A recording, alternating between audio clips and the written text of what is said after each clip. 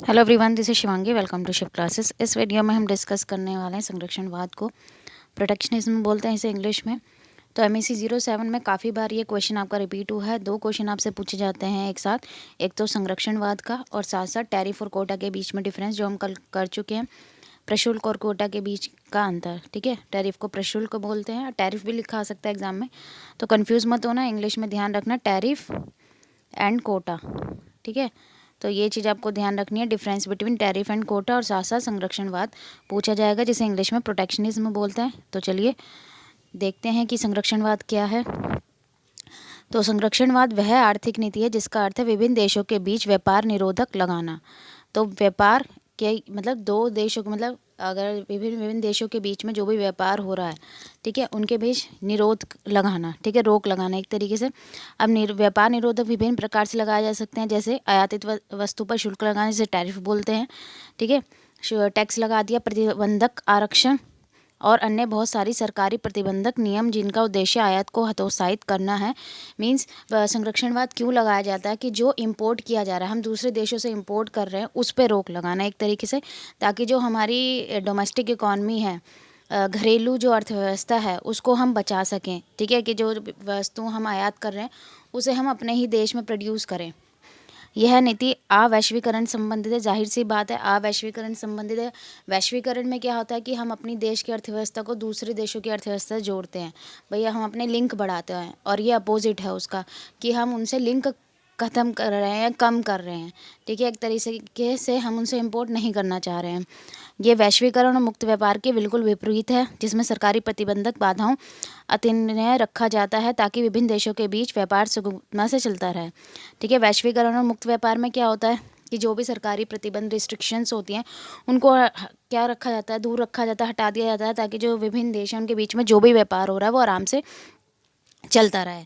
इस शब्द का प्रयोग अधिकतर अर्थशास्त्र में किया जाता है, जहां संरक्षणवाद का ऐसी नीतियों को अपनाया जाना है जिससे उस देश के व्यापार और कर्मचारियों के विदेशी अधिग्रहण रक्षा की जा सके। इसलिए उस देश की सरकार द्वारा दूसरे देशों के साथ किए जाने वाले व्यापार को विनियमन या प्रतिबंधन किया जाता है। तो संरक्षणवाद का मीनिंग आपको क्लियर हो गया होगा। अब चार संरक्षणवादी नीतियों में चार चीज़ें सरकार अपनाती है। क्या? एक तो आयात शुल्क, ठीक है, जिसे आयात कोटा, जिसे हम टैरिफ भी बोलते हैं, आयात शुल्क को, ठीक है। आयात कोटा, उत्पादक मानक और सब्सिडी। अब इनको एक एक को देख लेते हैं कि मतलब क्या। टैरिफ हम कल भी पढ़ चुके हैं कि जो भाई आयातित वस्तु हैं उनके ऊपर टैक्स लगा दिया जाता है गवर्नमेंट के द्वारा, ताकि वो चीज़ें फिर क्या हो जाएंगी, महंगी हो जाएंगी। डोमेस्टिक घरेलू इकॉनमी में जब वो आएंगी, घरेलू अर्थव्यवस्था में आएंगी, वो चीज़ें और महंगी हो जाएंगी। तो जो कंज्यूमर होंगे, जो भोक्ता होंगे, वो उसकी डिमांड कम कर देंगे और वो वस्तुएं खरीदेंगे जो अपने ही देश में बन रही हैं, ठीक है। बाकी आप ये पढ़ लेना। फिर आयात कोटा। कोटा में क्या क्या कहता है, इसे नॉन टैरिफ व्यापार बाधा भी कहते हैं, मीन्स गैर टैरिफ व्यापार बाधा भी कहते हैं, ठीक है। तो गैर टैरिफ आय या आयात कोटा लिखा है तो कंफ्यूज नहीं होना।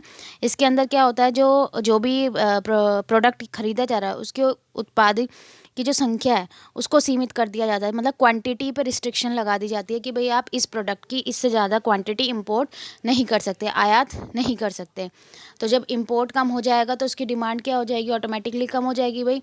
अब पहले अनलिमिटेड उसकी सप्लाई हो रही थी। मान लीजिए कोई प्रोडक्ट हम US से इंपोर्ट कर रहे हैं इंडिया के अंदर, ठीक है। पहले उसकी अनलिमिटेड अमाउंट इंपोर्ट हो रही थी इंडिया में, लेकिन अब सरकार ने उस पर लिमिट कर दी कि आप 500 से ज़्यादा इसकी यूनिट अपने देश में इंपोर्ट नहीं कर सकते, इंडिया में इंपोर्ट नहीं कर सकते हो। तो क्या होगा कि पहले लोग को वो ईजिली मिल रहा था, अब नहीं मिल रहा है, सिर्फ 500 यूनिट्स आ रही हैं।